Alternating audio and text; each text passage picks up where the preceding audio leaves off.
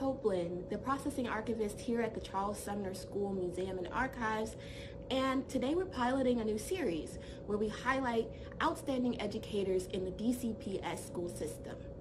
Today, in honor of Women's History Month, we're going to start with a woman in STEM, Katie Walker. Ms. Walker was a DCPS educator for over 30 years in the field of science, graduating with her bachelor's in arts from Hunter College and then later a master's of science at American University. Katie Walker dedicated her life to ensuring that the next generation of scientists and scientific thinkers were well equipped for the world that was around them. She first started teaching in DCPS in 1965, teaching at junior high schools like Paul Junior High. There, her students recall trips where they would go to the Blue Ridge Mountains or crystal rock hunting in upstate New York.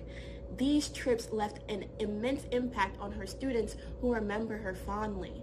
And it is these kinds of approaches to science which made Katie Walker a renowned educator in the field. She then would go on to be an educator at the H.D. Woodson Senior High School, where she would eventually retire in the 90s. There, she taught general sciences and an advanced seminar in which students learned about the connection between technology and human values.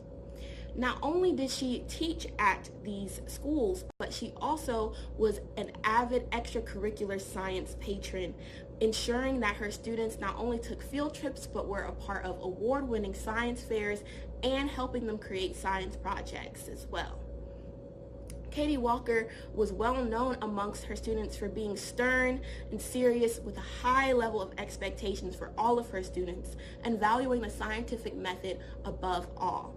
Her specific approach to this field was to ensure that students understood the impact of humans on the world around them. In 1973, she piloted the first ever ecology club at Woodson. Here we have a scrapbook of her first year as a part of this club, where you can see everything from her application for the grants for the club, all the way through to the members that would join the initial club, and photos that indicate the dire straits the water system was in when they found it. Throughout the scrapbook, you learn exactly what was found among the pollution and how they cleared it up for the benefit of the overall community, along with written letters from organizations thanking her and her students for their service to the environment. Not only was this club consistently covered in the Woodson newsletter, The Insider, which we have a copy from 1988, which indicates just how important and long-lasting this club was, but we also have evidence of this club being featured in the Woodson yearbooks. Here we have one of the first classes to join the ecology club. Moving forward, Katie Walker not only did science service within the classroom, but was also an active member in her community as well, ensuring that the students in her area knew that they had great access to education, whether it was in the humanities or in STEM. Further, all of these efforts would one day culminate in 1983, where Katie Walker was one of the first teachers to receive the Presidential Excellence in Science and Mathematics Teaching Award, the only award of its kind and the highest honor possible for K-12 teachers that were outstanding in their field.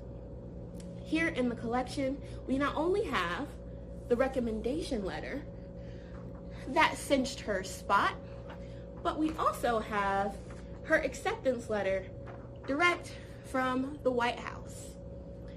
Shortly after receiving her acceptance, Katie Walker accepted her award at the White House, as pictured in this photo here.